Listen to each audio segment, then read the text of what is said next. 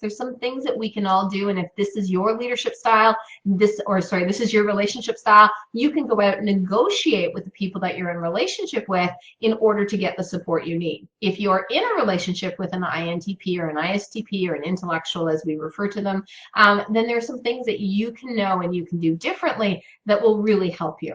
So first and foremost is don't expect them to be more intimate and more emotionally available than they are. This is it.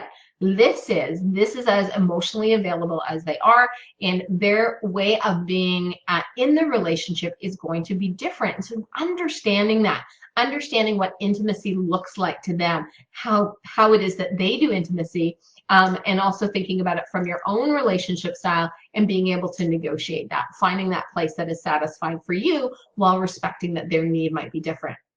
Don't criticize their behavior. Explain it factually, depersonalize. I mean, one of the things that I know is I simply ask questions. So, where did this come from? Why did you think that? How did you get to that place? And I'm always quick to say, I'm not criticizing, I'm not judging, I'm simply trying to understand, because if I understand that thinking process that's going on with you, then I can understand what I need to do differently to direct you, to problem solve it, to make sure things don't get stuck or things don't go in the opposite direction from what is intended. Not expecting them to be more social than they are. We can increase the expectations, but if you are one of those individuals who love going out and being around large groups of people, it's sort of picking and choosing where are you going to have them along, or creating more intimate, smaller group events for them to participate in with people that they're really comfortable with. That's going to be more satisfying for them and ultimately more satisfying for both of you. So planning that out, thinking about, we always say that sort of balancing that out is not looking at them to meet all of your needs and understanding kind of what's the right mix for the two of you. They need lots of time and space to themselves. So make sure that happens, right? And how do you make sure that happens? If you've got kids, if everybody's working, so what are those places and spaces that they can carve out? Do they have their own area that they can go to? Do they have their own activity or interest that they're pursuing that gives them that time on their own? If they want to spend some time, playing a video game, watching YouTube videos, reading, just allow them that without criticism and without judgment is really, really important. Giving them information and asking them for the same courtesy. I'm laughing because one of the things I know that whenever I would call up my spouse, and I remember having a conversation with a client about this as well as an example, because he was the same style, and so calling up and saying, so what time are you leaving, or what time are you going to be home from work, or kind of I would just say, what's your plan sometimes, right? And you could feel the freeze on the other end.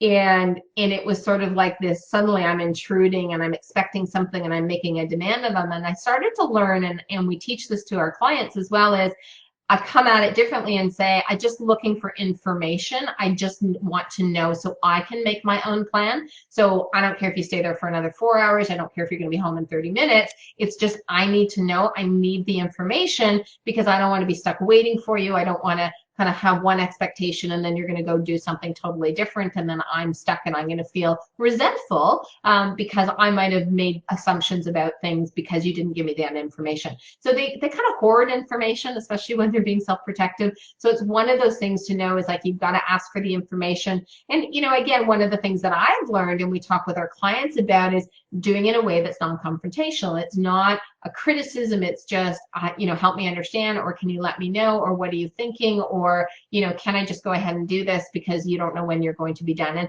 And that's one of the other things with intellectuals is their relationship with time can be quite different. And so how long something might take, or, closing something off and transitioning from one activity to another, or even exiting a social situation can actually cause them to stay longer than they had even planned to. And so it's just sort of understanding some of those aspects about them. Giving them a list of tasks. So here's the to-do list. Here's when you're going to get them done. Here's how you're going to let them get it done. So from a timing perspective, so I said the relationship with time is a little bit different. Sometimes there's sense of urgency, and because they tend to operate in that place and space of I'm in my own world, they're not always connecting and engaging with what is expected of them in that outer world. So give them that list of tasks. I know in my home we have a great big whiteboard with all of the to-dos on it that are always sort of getting crossed off and reprioritized, and that just helps, right? Because it's this constant kind of visual reminder and organization. And I don't resent it. I don't sort of take issue or sort of make it about like, why do I have to do this and why do I have to take care of all this? I understand that if I want things done in our world that are important to me, that this is what I need to do. And when he has that, he's more likely to get those things done, right? If we just have a conversation about it, it's not going to happen. So the list is very important because it gives them that tool to work from and keeps them focused, okay? And again, never, ever, ever berate them.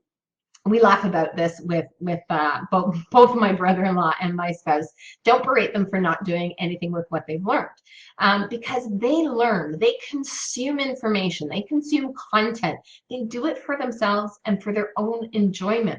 It's about the activity of learning. It's about the activity of gathering and accumulating knowledge. That is what is inherently satisfying for them. They don't need to do anything with it. They don't even need to share it, but certainly if you find something where you have a common interest, where you can do something together that involves learning or intellectual challenge, you're actually going to have a different kind of experience in that relationship, okay? And so not judging their orientation towards consuming content and not doing anything with it, but really looking at it for what it is. So for example, you know, I know with my sister and my brother-in-law, it's how they got into travel. It's how they got into sort of looking at and understanding wines, is they picked a few things that they both had an interest in, and then he could then pursue that knowledge, and then they could use that knowledge for something that they wanted to do together.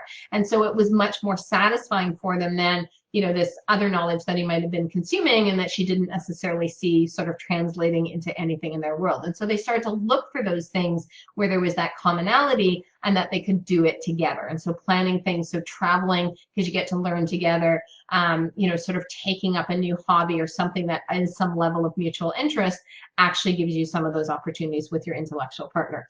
So this is it. So when we're talking about the intellectual, the INTP and the ISTP, it is so important, whether this is your style or this is your spouse's style or your coworker style, your boss's style, it is a style that has very, very low relational needs. They are, you know, again, they keep information, they don't always initiate. And so one of the things you have to keep appreciating about them is, what is it that you can do in order to maximize the potential in your relationship with this individual? Or if you are of this style, what is it that you can communicate to others? Give them that list of tips that we know we share with everyone in our relationship style reports that are available on each one of the 8 styles or each one of the 16 personality types from a Myers-Briggs perspective, because that tip list is like this great user manual that you can say, hey, here's what I need, and here's how to have a really satisfying and meaningful relationship with me.